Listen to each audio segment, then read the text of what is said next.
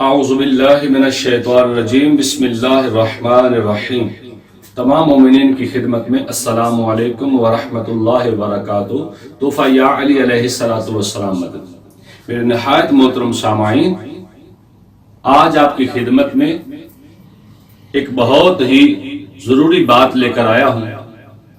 وہ کیا ہے؟ اس بات کی ابتدا میں حدیث مصطفیٰ صلی اللہ علیہ وآلہ وسلم سے شروع کرنا چاہتا ہوں۔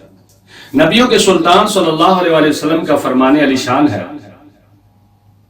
یہ پہلے غور کر لینا، میں دہرا رہا ہوں کہ یہ فرمان ہے نبیوں کے سلطان کا۔ سرکار فرماتے ہیں کہ جو انسان کسی سے کام لیتا ہے، مزدوری کرواتا ہے، اس کا پسینہ خشک ہونے سے پہلے اگر وہ اس کی مزدوری ادا نہیں کرتا تو اس نے شریعت محمد و آل محمد علیہ السلام کو پس پشت ڈال دیا۔ میرے محترم سامعین، ہمارے اس معاشرے میں کیا ہے کہ ہم کام اپنی مرضی کا لیتے ہیں اور مزدوری بھی اپنی مرضی کی دیتے ہیں، اور ہماری یہ خواہش ہوتی ہے کہ کام ہماری ہی مرضی کا ہو اور مزدوری بھی ہماری ہی مرضی کی ہو۔ فقہ کا یہ مسئلہ ہے، فقہ کا یہ مسئلہ ہے، اہل سنت میں بھی ہے، اہل تشیع میں بھی ہے۔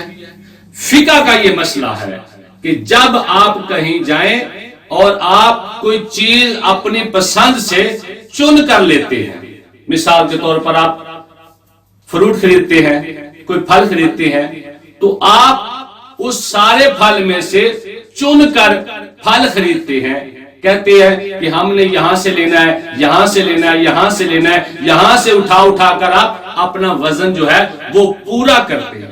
تو فقہ کا مسئلہ یہ ہے کہ جب آپ اپنی مرضی سے چن کر کوئی چیز لیتے ہیں تو اس کا ریٹ وہ نہیں ہوتا جو پہلے چل رہا، اس کا ریٹ پھر مالک پر ڈیپینڈ کرتا ہے کہ وہ کیا اس کا ریٹ لگاتا ہے۔ تو فقہ کا مسئلہ یہ ہے کہ جب آپ اپنی مرضی کے ساتھ کسی سے کام لیتے ہیں اور پھر اپنی مرضی پر ہی اس کو اجرت دینے کی کوشش کرتے ہیں، تو میرے محترم سامعین، اس کا جب حساب معاشر میں ہوگا تو میرے محترم سامعین پھر آپ کو بہت ہی مشکل پڑ جائے گی، بہت ہی مشکل کا سامنا کرنا پڑے گا۔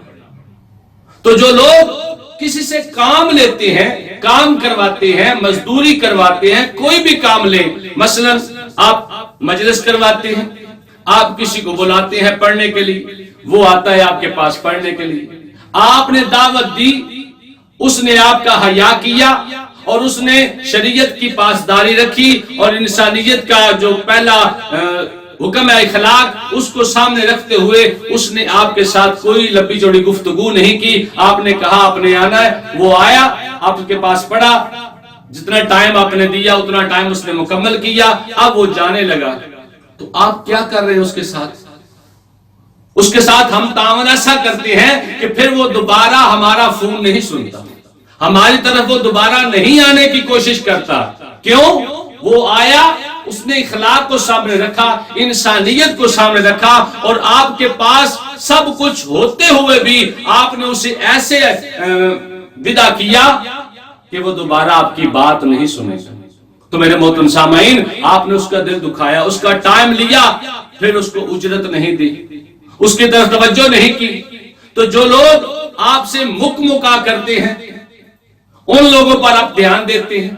تو میرے محترم سامعین، کسی مہمان کو، کسی آنے والے کو اگر آپ ایسا عمل کریں گے اس کے ساتھ تو اس کا دل دکھے گا۔ تو جو لوگ، پتہ چلا جو لوگ کام کروا کر اس کی اجرت نہیں دیتے، چاہے وہ 2 دن کی مجلس رکھیں، چاہے وہ 4 دن کی مجلس رکھیں، چاہے وہ مہینہ بھر مجلس کرواتے رہیں، کوئی بھی کام کرواتے رہیں، اگر انہوں نے ابتدا میں ہی جن چیزوں کا مجلس میں استعمال کیا ہے، اگر ان میں سے کسی ایک چیز کا بھی حق ادا نہیں کیا تو وہ آپ کا عمل بیکار ہے۔ آپ کوئی کپڑا لیتے ہیں، سلوا لیتے ہیں، مہنگا کپڑا لیتے ہیں، سلوا لیا، پہنا اور حج پر چلے گئے۔ آپ حج پر جاتے ہیں اور حج پر جا کر آپ کیا کرتے ہیں کہ حج پر جا کر آپ حج پڑھتے ہیں۔ حج جب آپ پڑھتے ہیں تو وہاں آپ کیا کرتے ہیں کہ آپ طواف کعبہ کرتے ہیں، وہاں آپ سعی کرتے ہیں، وہاں آپ صفا مروہ کرتے ہیں۔ وہ کپڑا جو آپ نے پہنا ہے، وہ اس کپڑے کی جو سلوائی ہے، جو سلائی کیا گیا ہے، اس کی آپ نے اجرت نہیں دی۔ آپ مکے چلے گئے، 2 لاکھ روپیہ لگایا، وہاں جا کر آپ نے حج کیا۔ میرے محترم سامعین، کسی فقہ میں اس کا جواب مجھے دیں کہ کس فقہ میں یہ بات واجب ہے کہ اگر اس نے اس کی سلائی نہیں دی تو اس کا حج ہو گیا؟ تو جو لوگ ایک 500 روپیہ سلائی کا نہیں دیتے، حج پر چلے جاتے ہیں، زواری پر چلے جاتے ہیں، تو نہ ان کا حج ہوتا ہے، نہ ان کی زواری ہوتی، نہ وہ کوئی بھی نیک عمل۔ اگر وہ نماز پڑھتا ہے تو اس کی نماز بھی قابل قبول نہیں ہے اگر اس نے اس کا حق ادا نہیں کیا۔ یہ کسی عمل میں بھی رکھ لیں، آپ گھر میں کسی کو مزدور کو لاتے ہیں، مکان بناتے ہیں، کوئی بھی آپ کام کرتے ہیں، تو جب تک اس کا حق ادا نہیں کریں گے آپ میرے محترم سامعین، پھر آپ کو کبھی بھی اس عمل کا اجر نہیں ملے گا۔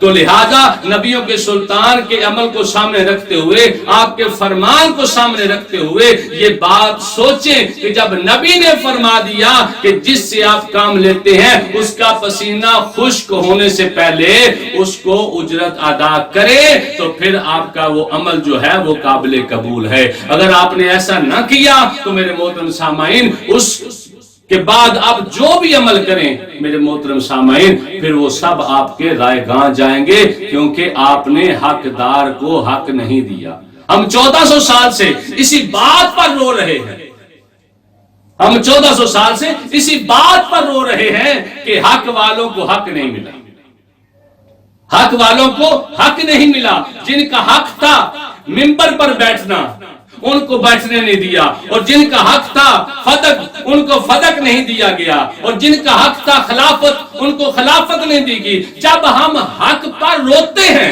تو پھر ہم حق ادا کیوں نہیں کریں؟ جب ہم حق پر روتے ہیں، ہم ان کو کون سے جملے نہیں کستے، اس کے باوجود ہم اس کے متبادل عمل جب آپ کریں گے تو میرے محترم سامعین، پھر وہ ہمارا عمل جو ہم اس غم میں کرتے ہیں وہ بھی ضائع جائے گا، کیونکہ ہم روتے تو ان پر ہیں، اس لیے روتے ہیں کہ انہیں حق نہیں ملا۔ تو میرے محترم سامعین، جب ہم ان پر لعن طعن کرتے ہیں تو میرے محترم سامعین، پھر لعنت کی بڑی بڑی آنکھیں ہیں، وہ وہاں تو بعد میں جاتی ہے، پہلے یہاں سے گزرتی ہے کہ تو بتا، کیا تو نے حقدار کا حق دیا؟ کیا تو نے کسی کا حق جو ہے وہ غصب تو نہیں کیا؟ تو میرے محترم سامعین، یہ چھوٹا سا پیغام خدا را اس کو اپنے دل و دماغ میں جگہ دے۔ آپ اتنا کر لیں جتنا آپ کر سکتے، آسانی کے ساتھ، کیونکہ یہ شریعت کا حکم ہے، شریعت کا یہ حکم ہے، قرآن و حدیث کا حکم ہے کہ آپ اگر کھڑے ہو کر نماز نہیں پڑھ سکتے تو بیٹھ کر پڑھ لیں۔ کیا اللہ نے آپ پر مشکل ڈالی ہے کہ آپ کھڑے ہو کر پڑھیں؟ نہیں میرے محترم سامعین، اگر آپ بیٹھ کر بھی نہیں پڑھ سکتے تو لیٹ کر پڑھ لیں، اشاروں کے ساتھ پڑھ لیں۔ ہمیں حکم ہے کہ ہم عمل ایسا کریں جس میں آسانی پیدا ہو۔ تو میرے محترم سامعین، اگر ہم کسی کا حق ادا نہیں کرتے اور غصب کر کے بیٹھے ہیں، کئی سال گزر گئے ہیں، تو میرے محترم سامعین، ہماری کوئی عبادت قابل قبول نہیں ہے۔